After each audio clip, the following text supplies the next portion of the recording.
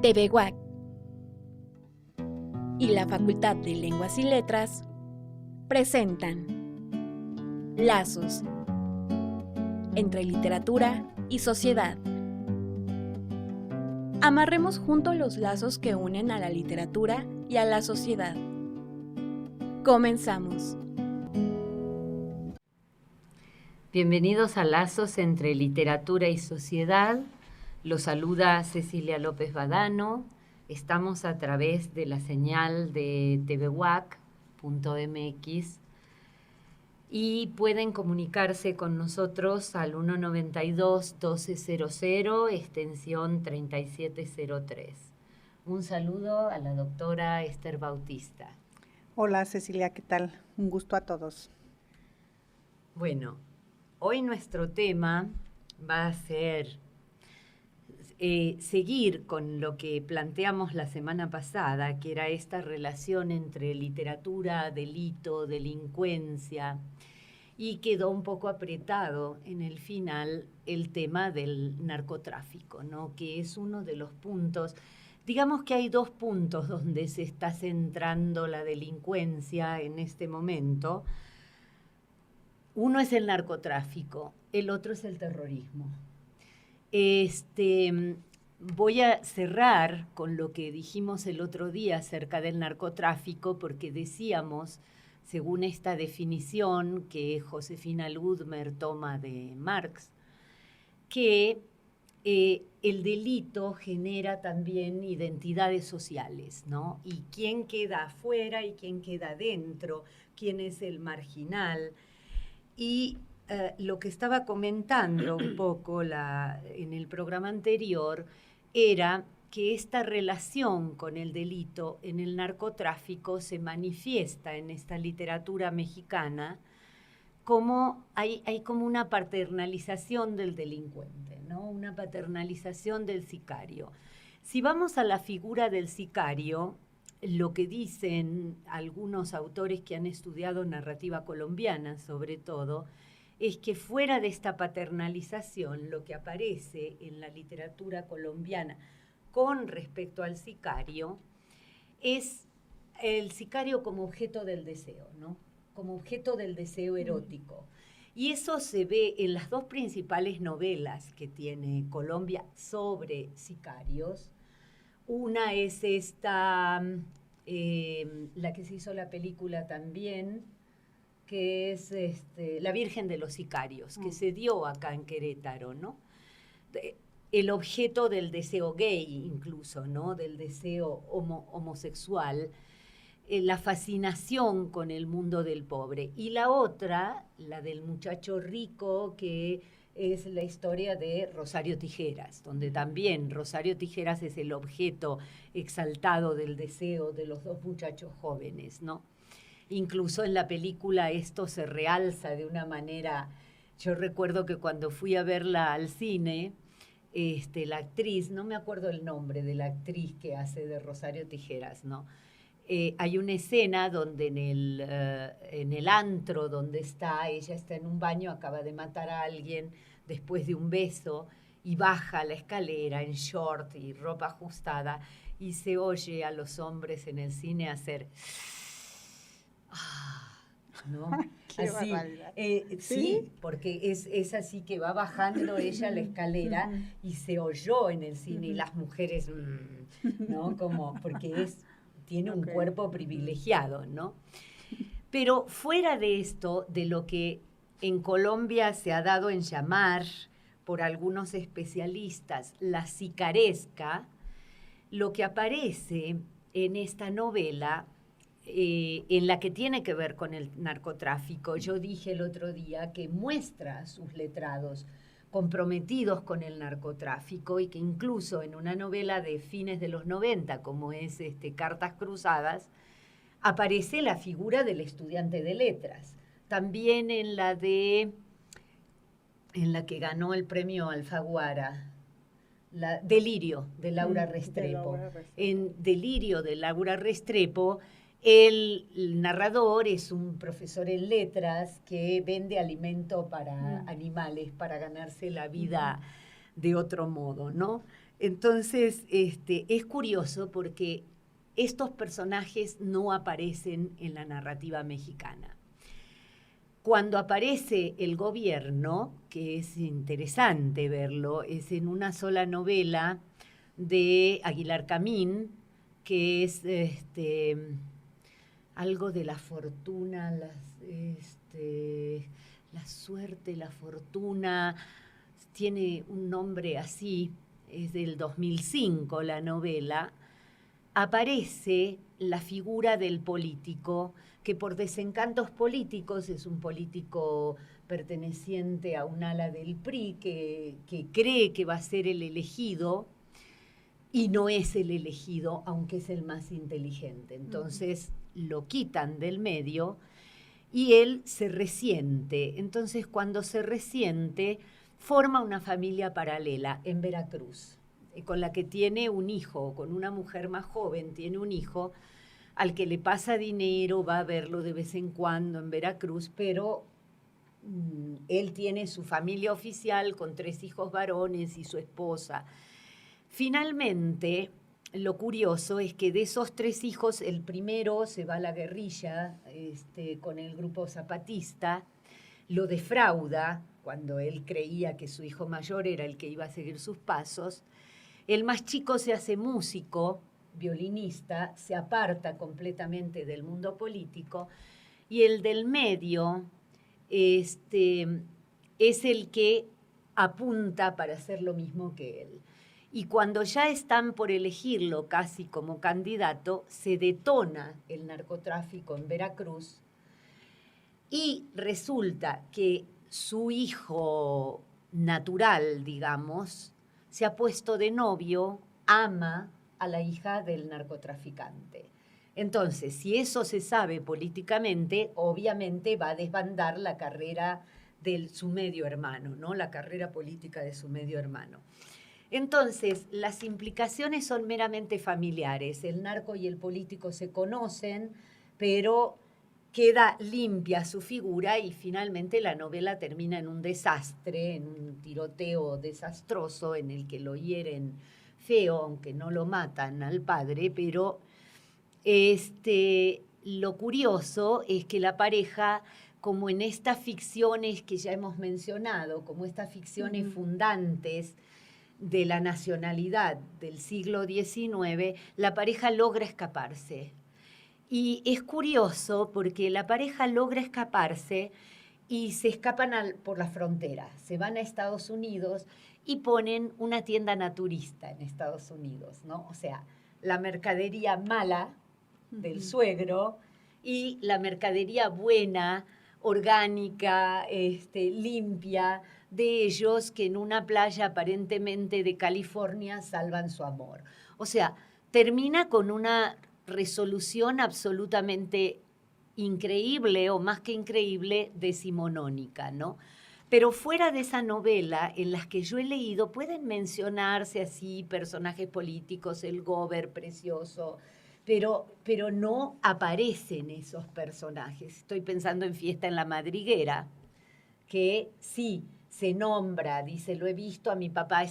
Fiesta en la Madriguera es una novela narrada desde el punto de vista de un niño que es hijo de un narcotraficante. Y lo que muestra es cómo ese niño va siendo metido en el ambiente de la delincuencia, ¿no?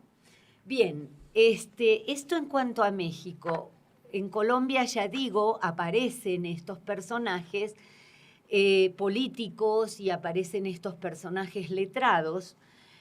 Y habíamos dicho que había 2 ficciones de frontera, las argentinas, lo poco que había escrito en Argentina hasta ahora, y las norteamericanas. Y que curiosamente estas 2 son las que dan un giro a la narrativa, porque yo había dicho en el último programa que la narrativa norteamericana sobre el narco, por lo menos la que yo conozco, y la argentina, compartían un dato que era un poco, aunque no se hiciera directamente, culpabilizar al extranjero, al fronterizo, ¿no?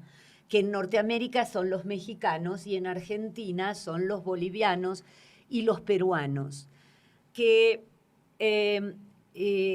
Entonces, hay un libro que es Si me querés, quereme tranza, de Cristian Alarcón en Argentina, que es más bien no es una novela, sino que utiliza técnicas de novela para no revelar datos a la policía, rompiendo varias identidades, las coloca en una y rompe una identidad en 2 o 3 personajes. Entonces, ahí aparece mucho la figura de los peruanos. Yo dije en la clase pasada, en el programa pasado, que cuando yo era niña no había peruanos, prácticamente eran una nacionalidad desconocida en Buenos Aires, pero a partir de Fujimori llegan muchísimos peruanos, sobre todo peruanos desplazados por los desplazamientos del narcotráfico, ¿no?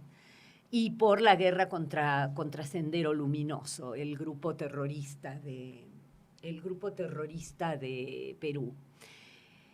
Parece que estos peruanos, según se dice en la novela, son los cuadros inferiores de Sendero Luminoso y replican el accionar de Sendero Luminoso en las villas miserias de Buenos Aires. Él lo dice como dato casi de policial, ¿no? Porque hay un detalle importante. En Argentina nunca se había visto ataques con ácido, por ejemplo, con ácido muriático. Uh-huh. Y eso empieza a aparecer cuando los peruanos entran al mundo de la droga.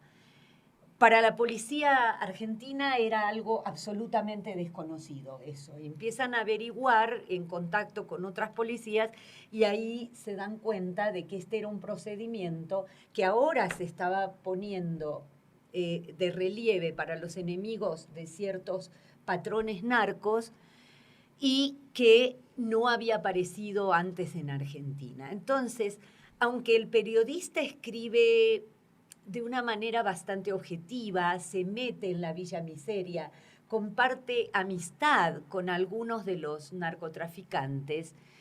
Es curioso, incluso cuando él terminó de escribir esto, que es más bien literatura testimonial, él lo lleva el libro a la villa y se lo lee a una de las protagonistas, que era una muchacha boliviana que vivía desde jovencita en Argentina, maltratada por sus padres.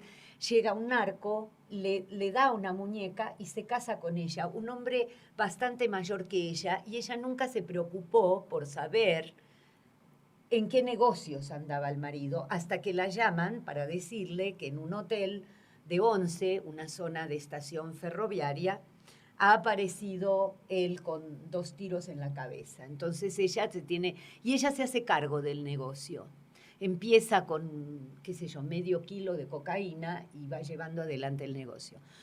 Cuando Cristian Alarcón le lee lo que él había escrito, ella tiene una frase que me gusta mucho porque ella le dice, esta yo es más yo que yo. ¿No? Como que la había retratado de una manera tan realista uh-huh.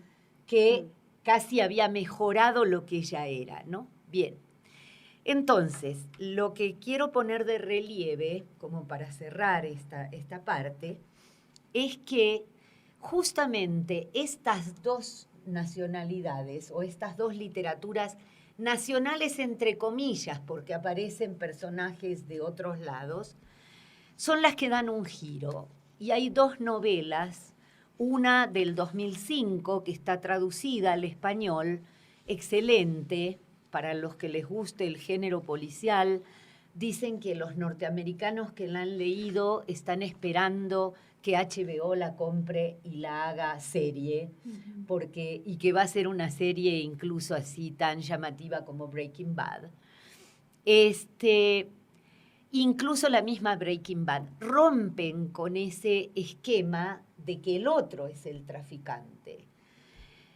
En la novela de la que estoy hablando, que es del 2005, la nombré el otro día, es El poder del perro, de Don Winslow, una novela de más de 700 páginas, Y Don Winslow estuvo trabajando 7 años con los archivos de la CIA. Para que se den una idea, yo ya dije el otro día qué temas aparecen desde las primeras quemas de plantaciones hasta los años 90, más o menos, con la muerte el asesinato de Colosio y otras cosas más. Cuando él la lleva a la editorial, le dice el editor, si el 20% de esto es real, es preocupante. Entonces le dice él al editor, el 90% es real, solo cambié los nombres.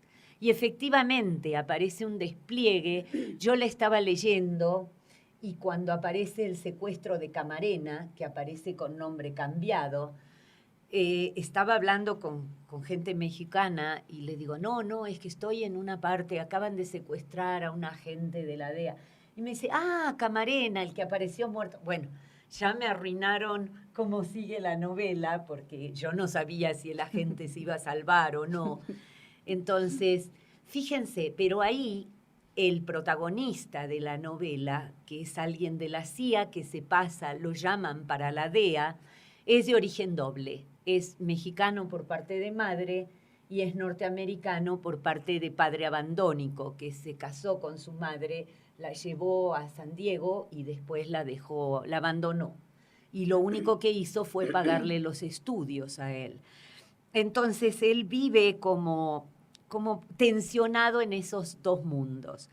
Y la otra novela es la que apareció el año pasado, que es la que creo que dije que ganó el premio Casa de las Américas a la mejor narrativa, que es un conjunto de cuentos, pero es un conjunto de cuentos que pueden ser leídos como una novela, porque con los cuentos se va armando una novela que va de México a Buenos Aires, de Buenos Aires a México. Hay personajes peruanos, se mencionan personajes colombianos y tiene algunos cuentos que son realmente estupendos. Esa novela se llama No hay risas en el cielo, de Ariel Urquiza, un muchacho que viene de la traducción y del periodismo, más bien, estudió periodismo.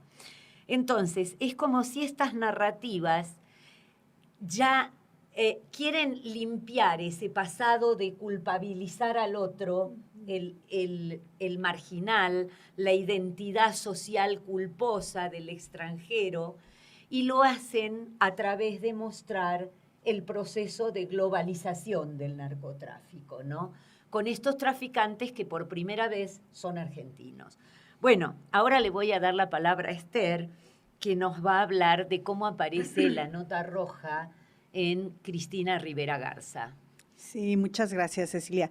Te estaba escuchando y estaba, no sé, pensando en que si estas literaturas de él sobre el narcotráfico, si podríamos hablar de que hay unas distinciones regionales o si hay algunas narrativas que pudiéramos hablar de una narrativa del narcotráfico transnacional, es decir, más allá que cruce las fronteras y que entonces, y que claro, que también cada una de ellas tendría sus propias peculiaridades o que cómo podríamos abordar este tema en distintas regiones. Claro, yo lo veía hasta el momento, hasta estas dos novelas, lo veía como fenómenos regionales con sus propias patologías.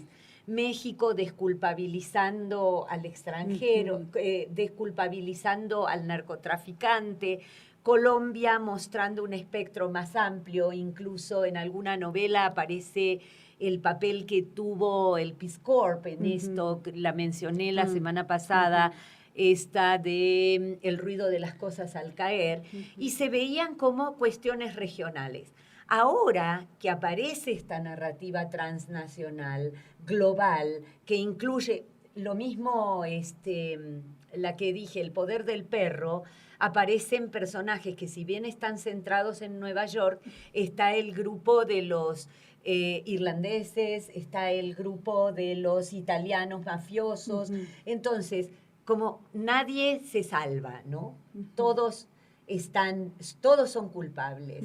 Y así como esta narrativa produce que en la de si no hay risas en el cielo, que aparece el primer narco argentino, muy bien retratado en su paranoia, porque es estupendo el retrato que hace en un cuento que se llama algo de la araña, la tela de araña, hace alusión a la música del teléfono celular. Aparece el primer narco argentino. Del mismo modo, podemos pensar que también en una ficción como Breaking Bad, que no es novela, pero que tiene muchísimo de literatura, aparece el primer narco norteamericano, ¿no? Claro, claro que sí. Que es curioso también, que es un profesor, ¿no? Claro, además. Eso, porque yo lo he comentado con mis alumnos. Fíjense en qué momento aparece una serie como Breaking Bad. Aparece en el momento de la campaña de Obama. ¿Cuál es el centro de la campaña de Obama hace unos años?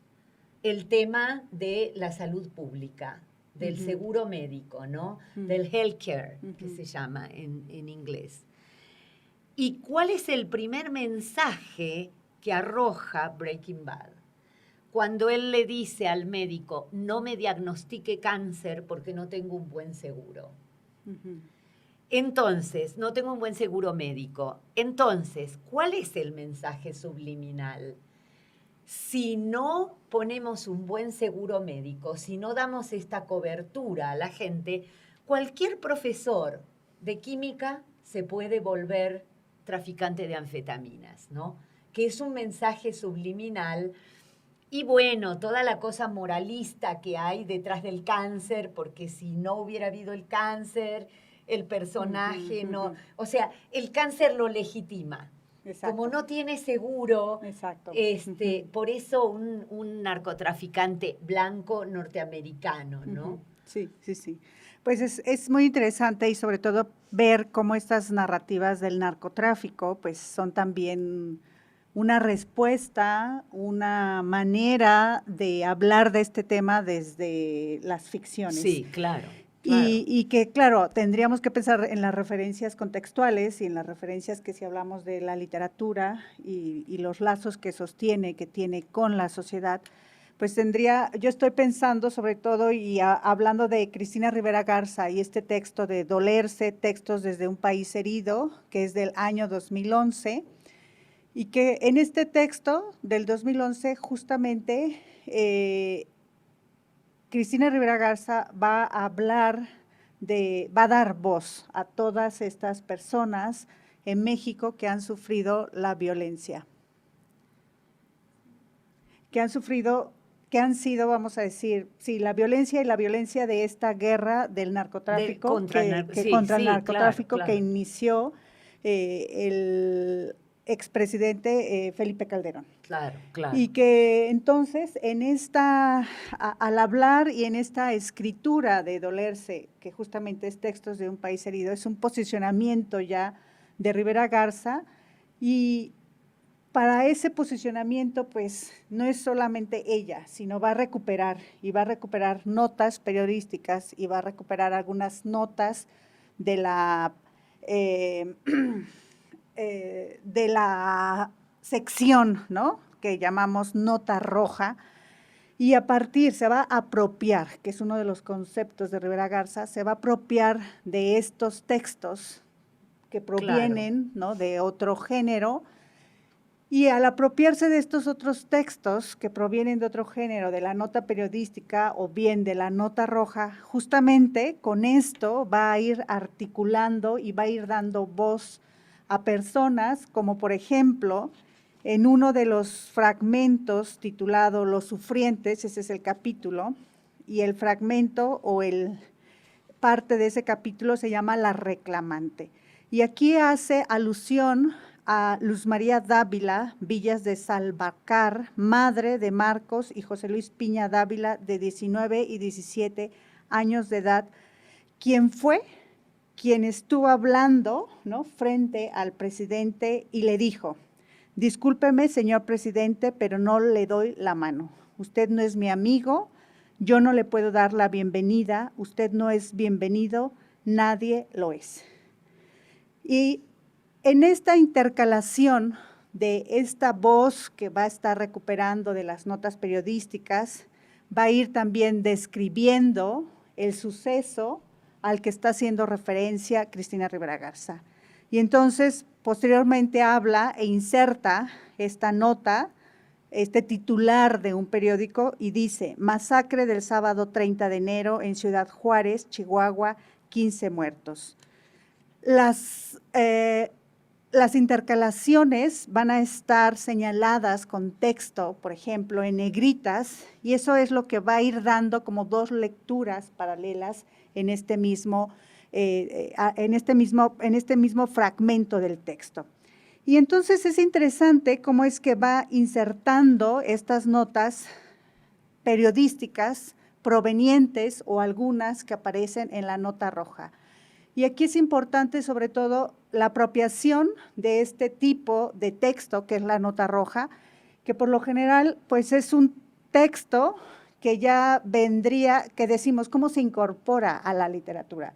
Que tendríamos que hablarlo o verlo como un género menor. Claro. O sea, si ya el periódico o lo que se publicaba o se publica o se escribe, las columnas periodísticas, también son consideradas como géneros menores, ¿no?, dentro de la literatura. Entonces es también, a la vez que está dando voz a estos sin voz, a estas personas que han sido, desgraciadamente han vivido algún acontecimiento de la violencia en la guerra del narcotráfico, también va a estar de una manera u otra reivindicando este género, por ejemplo, que es la nota roja, y este género de la nota roja, es decir, se inserta dentro de una literatura, ¿no? Claro. Y claro. que entonces… hay una suerte de estetización, sí, que es lo mismo que hace Cristian Alarcón, o sea, toma las voces de esos villeros, por decirlo de algún modo, en las dos. Una no tiene que ver con el narco, creo que ya hablamos de eso, que es esta, cuando me muera quiero que me toquen cumbia, pero él lo que no quiere, dice, yo voy a usar estética literaria porque no soy un denunciante de la policía, no quiero que se den cuenta de quién estoy hablando. Sí. Sí, entonces pues vamos a continuar, vamos a hacer una pausa y vamos a continuar con este tema de literatura y violencia. Lazos entre la literatura y la sociedad. Una producción de TV UAC y la Facultad de Lenguas y Letras. Continuamos. Bueno, estamos de vuelta. Bien, entonces con este texto de Dolerse, que es un texto que se publica en 2011, justamente quiero ahí hacer como este énfasis en la temática. Y quiero hacer también un vínculo con otra escritora, ¿no? Cristina Rivera Garza habla de apropiación, Cristina Rivera Garza habla también del proceso escritural, y Cristina Rivera Garza habla también ha ofrecido algunos talleres. Y dentro de estos talleres ha participado una escritora queretana, bueno, ella se denomina queretana, es una escritora nacida en San Luis Potosí, pero después vino cuando era todavía joven. Bueno, es una escritora joven, pero vino hace algunos años, capaz, de niña, a Querétaro. Es una muchacha de menos de 30, sí, de menos, 30, exactamente, creo, sí. Entonces, es esta escritora Sara Uribe, ¿no? Y Sara Uribe fue tallerista de Cristina Rivera Garza. Y es interesante que en el texto de Sara Uribe, que es el texto de Antígona González, publicado en 2012, si mal no recuerdo, 2012, hay un epígrafe vinculado y un epígrafe de Cristina Rivera Garza, que dice, y es este cuestionamiento, ¿de qué se apropia el que se apropia? Y tendríamos que volver a hablar de este tema de las apropiaciones. En estas apropiaciones, una especie que tendría que ver como combinar diferentes elementos o diferentes textos narrativos o textos que pertenecen a diferentes discursos, y entonces apropiarse las escritoras de esos textos que provienen de diferentes discursos para con esos textos construir su propuesta poética. Y justamente, pues también Sara Uribe, en este texto de Antígona González, también va a utilizar la nota roja para hablar de esta violencia y sobre todo de esta transgresión hacia el cuerpo, ¿no? Perdón, Esther, para los interesados, me han dicho, yo no lo he visto, he leído el texto, pero que encuentran en YouTube una o dos puestas en escena que se hicieron de la obra. Sí. Entonces, ya saben, de Querétaro, Sara Uribe, Antígona González. Sí, entonces, y sí, estuvo de hecho, pues hace poco, aquí hicieron la representación y fue hace poco que nos comentabas que valía la pena ir a ver esta, ¿no? No, la que yo dije era Lomas de Poleo. ¿Sí? Lomas de Poleo, que la prepararon creo que acá mismo en la Facultad de Artes como examen final, hará unos 4 o 5 años, la dieron en la sala que está frente al patio ¿cómo se llama? La sala que pertenece a la Facultad de Artes, la que está en el centro histórico. La sala de teatro. Sí, la que está en Juárez y Esperanza Cabrera. En la Esperanza Cabrera, exactamente. Ahí, y es una obra muy recomendable de Pilo Galindo. De Pilo Galindo, que se llama Lomas de Poleo, que es sobre las asesinadas de Juárez. No digamos las muertas, porque estamos legitimando, no se murieron solas esas mujeres, son asesinadas, sí. Y entonces en este texto, que justamente de Antígona González, hay este personaje, ¿no? Que dice: soy Sandra Muñoz, vivo en Tampico, Tamaulipas, y quiero saber dónde están los cuerpos que faltan. Que pare ya el extravío, quiero el descanso de los que buscan y el de los que no han sido encontrados. Quiero nombrar las voces de las historias que ocurren aquí. Y a partir de eso, pues va a iniciar, ¿no?, esa búsqueda de esos cuerpos de los desaparecidos. Y entonces se insertan algunas de las notas de la sección de la nota roja, y estoy aquí, es que estoy yendo hacia atrás y hacia adelante, aquí. Entonces, en la página 34, el texto de Antígona González, pues también ustedes lo pueden descargar en PDF. Y lo pueden leer, y pues mejor si lo podemos comprar, ¿no? Pero sí, creo que también a Sara Uribe le gustará que la estemos leyendo. Entonces, Monterrey, Nuevo León, 26 de enero, 3 hombres muertos y amordazados fueron encontrados en una tumba del Panteón Municipal Zacatequitas, ubicado en el poblado Zacatecas, en el municipio de Pesquería. Se estimó que pudieron haber sido enterrados hace más de 2 años. La hoja está ahí dividida en 2 columnas, en una primera columna aparece esta nota roja y en la siguiente columna vuelve esa voz en primera persona que está preguntándose y que está diciendo: por eso sé que no estás vivo. Si estuvieras vivo, habrías dado señales, habrías llamado, habrías enviado un mensaje. Si estuvieras vivo, habrías luchado hasta la muerte por hacérmelo saber. Posteriormente, sí, es lo mismo que está pasando en Argentina ahora con Santiago Maldonado, un líder indígena, que es el primer desaparecido del gobierno de Macri. Y ayer apareció un cadáver en el río que ya habían rastrillado 2 veces. O sea, el cadáver está puesto porque como hay elecciones, tiene que haber una respuesta, claro, ¿no? Claro. Y seguramente hoy los forenses o mañana dirán, efectivamente, es el cadáver de Santiago Maldonado, ¿no? Sí. Líder indígena. Estaba leyendo esta noticia. Y si pensamos, y sobre todo cuando hablamos como de narrativas de narcotráfico, siempre pensamos como que eso está muy lejos de Querétaro, ¿no? Como que en algún momento está como en el norte, está como que los límites se nos hacen como más alejados. Sin embargo, aquí en este texto de Sara Uribe hay una nota roja y que dice: Amialco, Querétaro, 15 de febrero, los cuerpos de 2 mujeres y un hombre, todos con el tiro de gracia, fueron localizados cerca del límite entre Guanajuato y Querétaro. Sobre una barda anexa se encontró un mensaje escrito en una cartulina. Y sí, esto es interesante porque, claro, si nosotros hiciéramos este análisis de la nota roja, claro, el por qué se pone que están en el límite, además entre Claro. Guanajuato y Querétaro, ¿no? Entonces, sin embargo, lo interesante es ver cómo funciona esta apropiación de esta nota roja y cómo es que esta nota roja pues también va a ser un tema de interés y que posteriormente va a haber en Ciudad de México Sí. un congreso sobre el uso de la nota roja, ¿no? Como una forma de una narrativa actual o Claro, dentro de la claro, narrativa claro. actual.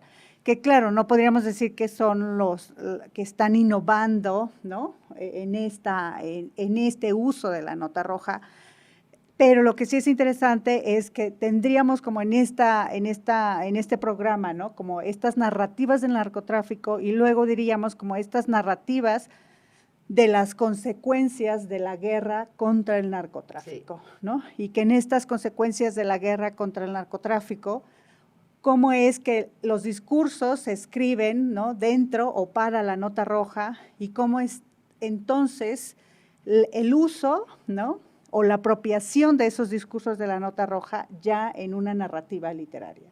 Y que entonces la parte interesante justamente viene a ver y también a tratar de establecer, por un lado, los diálogos entre el género periodístico y el género literario, y por otro lado, pues también hablar de metodologías de análisis, ¿no? O sea, porque justamente, claro, pues cómo podríamos nosotros abordar la temática, en este caso, del narcotráfico, con los planteamientos estéticos, poéticos, por parte de las escritoras. Claro, ¿no? bueno, ese es un problema que habría que tratar en algún momento, que es lo que yo les digo a mis alumnos como la época de la autonomía literaria y la época de la posautonomía literaria. Entonces, no se puede, o sea, la autonomía literaria, lo digo rápidamente, como esta institución que genera sus propios valores, su propia crítica y que pertenece, como el mundo de los médicos, pertenece aparte, ¿no? No es como otra esfera del lenguaje, la literatura. Y ahora, con este tipo de cosas, la nota roja incluida, ya no es un mundo aparte la literatura. Entonces, también Josefina Ludmer habla de literaturas posautónomas, ¿no? Y cómo analizar con métodos de la literatura autónoma, con estas categorías que vienen de una estética anquilosada, idealista, cómo analizar estas novelas pertenecientes a esta época que incluyen fuertemente el mundo social actual, ¿no?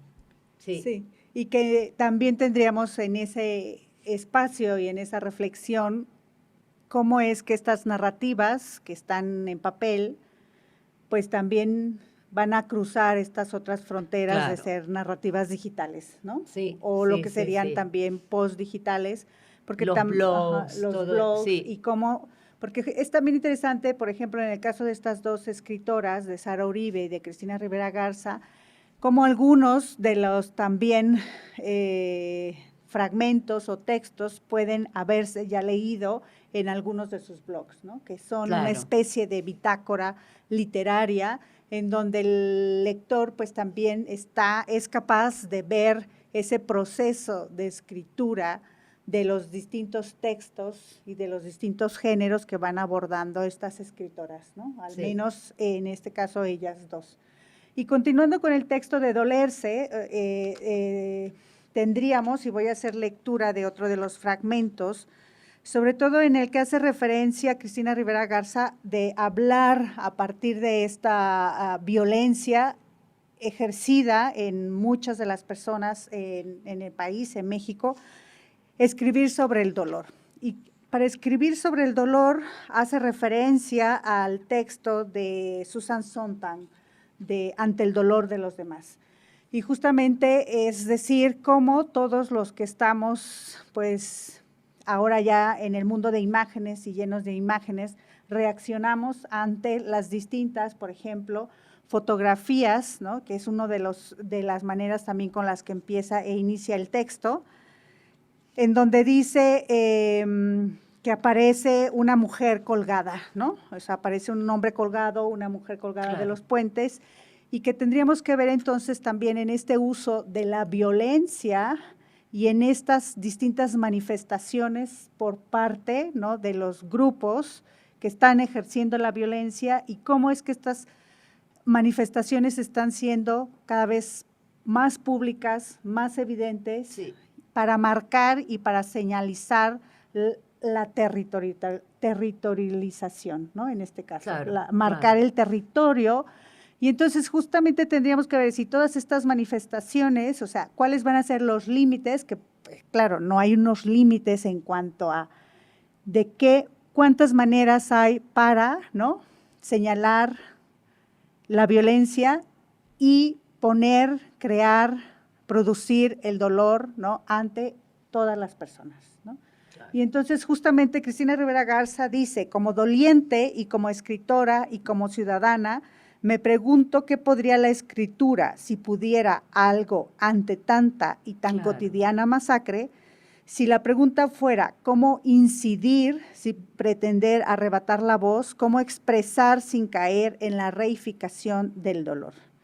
Y entonces justamente habla y hace una referencia a la poesía documental y al valor del testimonio, que tendríamos que verlo también en este tipo de novela o texto testimonial, y que es una manera u otra que podríamos nosotros decir, puede leerse, dolerse como un texto testimonial. Testimonial, sí. O sea, y al hablar de testimonio, entonces para que esas voces no queden en el olvido, ¿no?, para que los 43 desaparecidos no queden en el olvido. Entonces va haciendo una selección, Cristina Rivera Garza, de distintos eventos que tuvieron, sí, una gran resonancia en los medios sociales, en los medios periodísticos, pero que luego, después de meses, años, quedan en el olvido. Claro, y entonces como claro. el interés es justamente que estos testimonios no queden solamente en un archivo que no se pueda Claro. volver a tocar, ¿no? Bueno, yo les decía que otro de los temas que está apareciendo en esta literatura contemporánea es el tema del terrorismo, ¿no? Justamente ayer o antes de ayer leía en el diario de Argentina, en página 12, mi diario, que acaban de premiar a un escritor español que escribe una novela, creo que se llama Patria, si mal no recuerdo, que tiene que ver con el terrorismo de la ETA y que salió, no sé si en el 15 o en el 16 y ha vendido, creo, si mal no recuerdo, 500.000 de ejemplares y que no la he leído, o sea, leí la reseña ayer porque le acaban de dar otro premio, creo que es el segundo que gana ya, sobre el terrorismo de la ETA, que el autor vivió de niño y desde su adolescencia, ¿no? Entonces, no es todavía una figura muy común en la literatura latinoamericana, sí, en los que sí el terrorismo de Estado. O sea, entonces vamos a diferenciar de qué terrorismo estamos hablando, porque el terrorismo de Estado sí ya ha generado sus novelas. Tenemos varios ejemplos en Chile, en Argentina, todo esto de los nuevos modos de construir la memoria y Chile, Argentina, Uruguay, Perú, después de Sendero Luminoso. Pero esto lo podríamos ver, el caso de Perú en el límite, porque están entre Fujimori y Sendero Luminoso, en el límite entre el terrorismo de Estado y el terrorismo de la guerrilla, podríamos decir. Pero este terrorismo, digamos que tiene que ver con motivos, no puedo decir ideológicos, porque el terrorismo de Estado también tiene motivos ideológicos, que tiene que ver ahora, por ejemplo, con motivos religiosos o con motivos regionales como la ETA, o con motivos que se ligan a otro tema, como puede ser la cuestión ecológica, que es Esto es lo que está de fondo en la novela de Ricardo Piglia, creo que ya la mencioné en alguno de los programas, que es una novela estupenda, es el testamento de Piglia, aunque ahora están apareciendo sus diarios y Piglia está más vivo que nunca, ¿no? A pesar de que murió en enero. Pero fíjense que él escribe una novela sobre este personaje real que tal vez algunos de ustedes, los que tienen un poco más de años, recuerden, que es Theodor Kaczynski, el Unabomber, el norteamericano que mandaba cartas bomba a jerarcas de empresas multinacionales, de empresas de aviación, y mató a alguna gente con las cartas bomba, ¿no? Él escribe un manifiesto muy interesante, porque era un tipo inteligentísimo, había resuelto problemas matemáticos que no podían resolver sus maestros. A los 24, 25 años había estudiado en Harvard, aunque no venía de una familia de dinero, sino de inmigrantes polacos radicados en Chicago. Él es un hombre que debe andar ahora, calculo, por los 70 y largos, ¿no? Está preso todavía en una cárcel de alta seguridad. Y bueno, aparece este tema. Está con el Chapo, no sabemos. No sé, leí en algún momento en qué cárcel estaba todavía. Él escribe, tenía su manifiesto publicado y todo esto, pero él lo que estaba haciendo era ver el peligro. O sea, cuando uno lee el manifiesto que apareció ahí por los años, después que lo capturaron, después del 95, es curioso la actualidad que tiene, porque lo que él previó es lo que está pasando con el medio ambiente, toda la crisis ecológica, ¿no?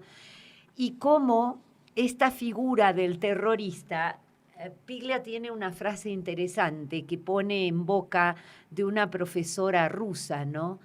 Dice, el terrorista va a ser el dandy del futuro, ¿no? Como este hombre elegante que ataca.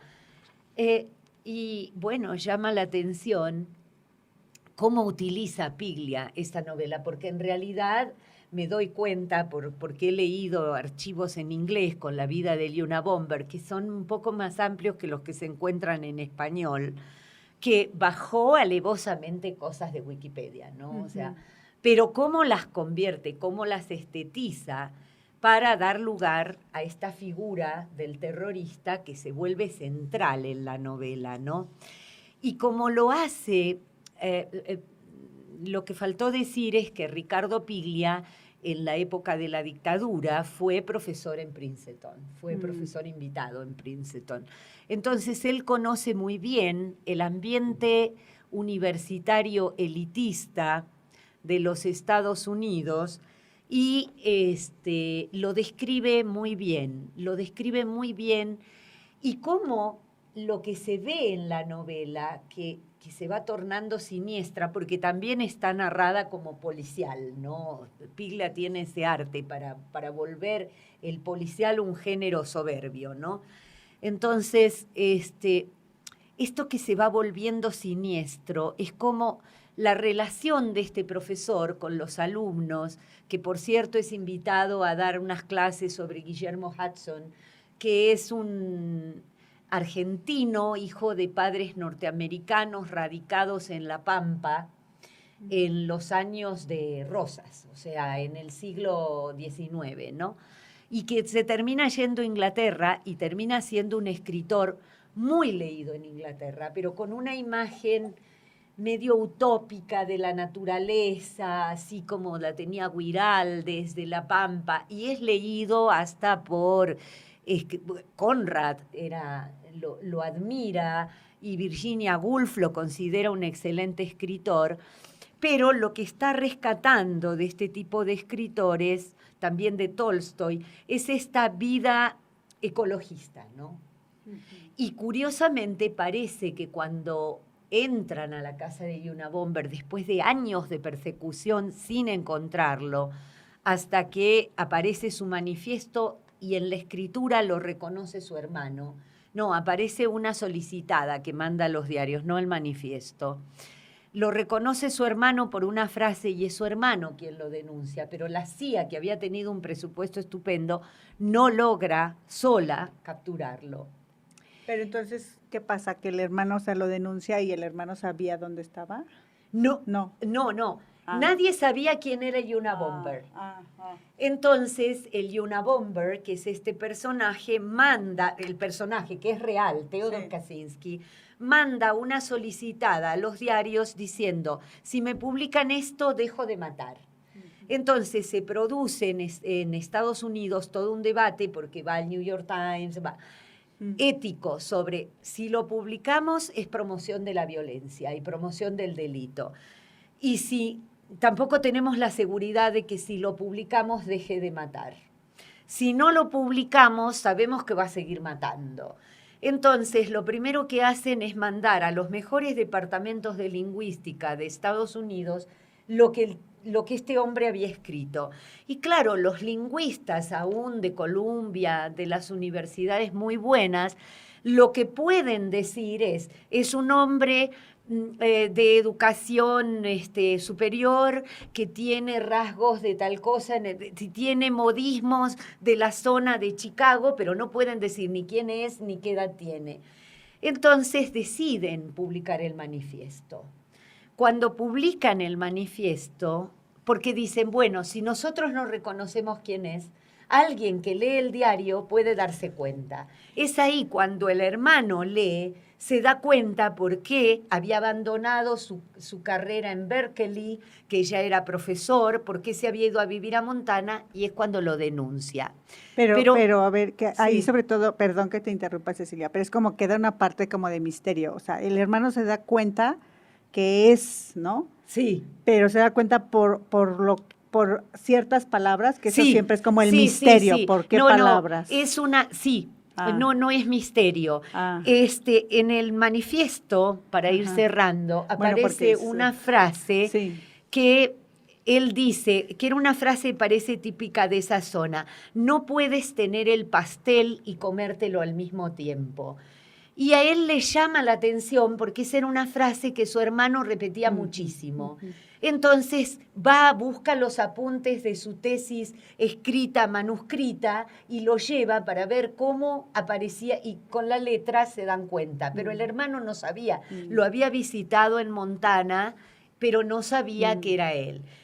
Y con lo que quiero cerrar es que, bueno, lo curioso es que en la vida real, lo dice también Piglia, pero yo creía que era algo novelado de Piglia, y después conseguí, el Unabomber tenía una pequeña biblioteca en su casa. Y en esta biblioteca, una biblioteca de 2 estantes, muy pequeña, en la casa que se había hecho a mano en Montana, en esta biblioteca aparecen libros de Horacio Quiroga, que también se había ido a vivir a la selva y que también había construido su propia casa. Bueno, dejamos acá porque se nos fue la hora, como siempre, nos entusiasmamos con la literatura. Nos despedimos hasta el próximo programa. Muchísimas gracias. Hasta luego, gracias.